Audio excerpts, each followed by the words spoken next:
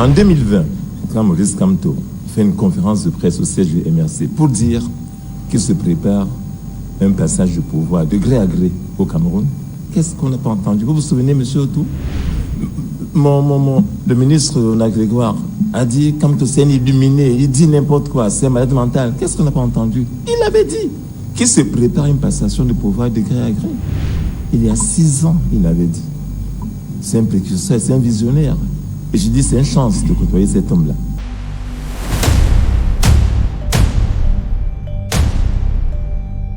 Cet homme-là, celui qu'on sommet de se taire, celui à qui l'on collait sur le front l'étiquette commode de l'égaré politique, se retrouve 6 ans plus tard cité comme référence par ceux-là même qui hier l'exécutaient d'un revers de communiquer.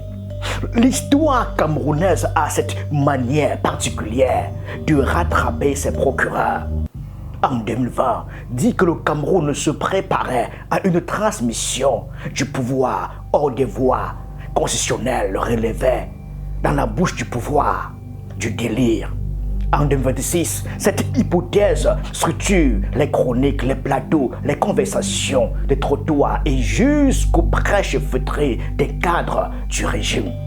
Ce que Maître Sim donne à entendre mardi 11 août sur le plateau d'Equinox, soit n'est pas une opinion parmi d'autres. C'est un règlement du compte avec le temps. Cette instance suprême qui finit toujours par de partager le lucide et l'aveugle de circonstances. Donc j'ai dit, et sur la vacance du pouvoir dont on parle aujourd'hui, là encore, en 2020, en plein Covid, le président Paul Biya avait disparu des radars pendant que le pays était en situation sanitaire extrêmement grave. On ne le voyait plus. On voyait ailleurs les présidents des autres pays se mettre au front, prendre des décisions, chercher des solutions. Le président Biya avait disparu, laissant son peuple dans une agonie incroyable. Et à l'époque, Maurice Kamto avait saisi, vous vous souvenez très bien, l'Assemblée nationale, pour qu'on constate la vacance du pouvoir. Déjà, il en parlait en 2020. Ça veut dire que depuis très longtemps, cette vacance existe, elle n'est pas née d'aujourd'hui. Mais pourquoi vous ne voyez pas ce que lui l'a vu avant, même quand on vous le montrait? Même quand on le montrait. Voilà, en une phrase, la maladie chronique du débat public camerounais. Sa capacité à regarder un fait sans le voir, à l'entendre sans l'écouter, tant que celui qui le prononce se trouve du mauvais côté de la ligne partisane. La vacance de 2026 n'a rien d'une génération spontanée, dit-il. Elle a un précédent documenté, daté avec procès verbal, une saisine parlementaire de 2020, restée sans suite, balayée à l'époque comme une provocation d'opposants sans troupe. 6 années se passent premier avertissement du débat d'aujourd'hui. 6 années pendant lesquelles la question a mûri en silence, protégée par le confort du déni collectif, jusqu'à ce que le silence lui-même devienne trop long pour être ignoré. En 2020, il a saisi. Et là encore, on s'est moqué de lui. On a dit, mais de quel droit? Il n'a pas de député, ainsi de suite. Il posait déjà un problème réel. Parce qu'en fait, un chef de l'État au Cameroun, qui depuis 2019 n'a pas reçu ses ministres en conseil des ministres, c'est une vacance du pouvoir. Pour moi, c'est évident. Parce qu'un chef de l'État ne peut pas gouverner un pays avec un gouvernement qu'il ne reçoit jamais, avec lequel il ne se réunit jamais. Et en janvier 2019, quand il reçoit ce gouvernement-là pour une réunion de quelques minutes, c'est quoi l'objectif? On a dit qu'on met en route la feuille de quoi? La feuille de route du gouvernement en 2019, en janvier. Ce gouvernement n'a pas montré clairement quelle était cette feuille de route. Donc on a gouverné de 2019 jusqu'en 2026, comme ça, à vue, sans savoir où on va, sans direction, sans directive, sans boussole. C'est ça le problème. Sans boussole. L'image mérite qu'on s'y attarde car elle déplace le débat du terrain de la santé d'un homme vers celui de l'architecture d'un État. Le dernier conseil des ministres tenu par Paul Biya remonte au 16 janvier 2019. 7 ans bientôt sans que l'instance constitutionnelle qui décline la politique gouvernementale ne se réunisse sous la présidence du chef de l'État. Un gouvernement qui exécute sans directive écrite, sans feuille de route renouvelée, sans arbitrage au sommet, gouverne par inertie administrative plutôt que par décision politique. Ce n'est pas un dysfonctionnement ponctuel, c'est un mode de gouvernance à part entière, installé, routinisé, devenu la norme sans jamais avoir été assumé comme tel. Maître Sim ne demande pas qu'on découvre cette réalité le 11 août 26. Il demande qu'on cesse de faire semblant de la découvrir. Et donc, pour nous, cette vacance du pouvoir ne date pas de 65 jours. Elle a depuis longtemps. Vous savez, je suis avocat et nous souffrons au tribunal. Et des tribunaux qui ont perdu le président, notamment Yaoundé, le tribunal administratif du centre. Son président est mort depuis des années. Il n'est pas remplacé. Et dans ce tribunal administratif de Yaoundé, les dossiers s'accumulent. N'y allez surtout pas. Des jeunes magistrats ne sont pas intégrés parce qu'une personne depuis 7 ans ne gouverne pas, n'a pas fait un conseil supérieur de magistrature. Ce n'est pas la vacance du pouvoir. C'est depuis 65 jours que vous la voyez. Je suis quand même étonné. 65 jours, le chiffre qui a envahi les colonnes, les plateaux, les commentaires depuis le départ de Paul Biya, le 7 juin 2026, pour ce que la présidence avait qualifié de court séjour privé en Europe.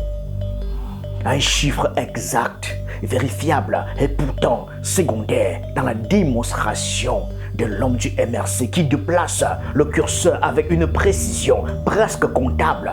Le dernier conseil supérieur de la magistrature s'est tenu le 10 août 2020. Depuis, près de 200 magistrats ayant atteint l'âge de la retraite continuent de siéger, faute d'instance pour acter leur remplacement, tandis qu'environ 400 jeunes auditeurs de justice formés à l'École nationale d'administration et de magistrature attendent une intégration qui ne vient pas, sans statut, sans salaire, suspendu dans un vide administratif que personne n'ose nommer par son vrai nom. Ce n'est pas une anecdote judiciaire, c'est la preuve dans le corps même de l'État que la panne dépasse de très loin l'épisode suisse. Même lorsqu'il était là au Cameroun, il y avait vacance du pouvoir évidente. C'est ce que je suis en train de vous dire. Et que donc pour moi, ces 65 jours, c'est quoi finalement? Depuis 6 ans, 7 ans, ils ne gouvernent plus. C'est ce que je suis en train de dire. Les magistrats qui devaient être promus ne le sont pas. Qui devaient être affectés ne le sont pas. On a des juges qui sont présidents des tribunaux. Depuis 7 ans, 8 ans, ils sont là, ils ne bougent pas. Les juges meurent, les magistrats meurent. On ne les remplace pas parce qu'il n'y a pas d'intégration des jeunes magistrats. Est-ce que vous vous rendez compte? Je vais à des audiences, monsieur Otto. Vous trouvez qu'une audience pénale, c'est-à-dire on juge des gens au pénal, il y a les témoins et tout, on met 200 affaires au rôle, une journée, 200 dossiers. Comment un juge peut faire? Mais parce que précisément, il y a une paralysie de la justice depuis 7 ans, du fait du président Paul Biya. Et pourquoi vous ne dites pas ça, mes chers amis? Mais disons-le clairement.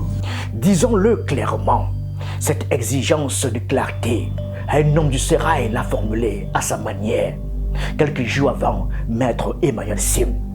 Dans un tout autre registre, mais tout aussi préoccupé, Michel-Ange Angouin, magistrat hors hiérarchie, ancien ministre, conseiller technique au ministère de la Justice, cadre du RDPC, a publié le 8 août une chronique mettant en garde contre les risques de déstabilisation qu'entretient cette zone grise institutionnelle, ouvrant son texte par cette phrase sans détour. L'on ne triche pas avec la République. Un mois plus tôt, il alertait déjà sur l'implosion possible de son propre parti et lançait à l'adresse de l'entourage présidentiel un appel resté dans les mémoires.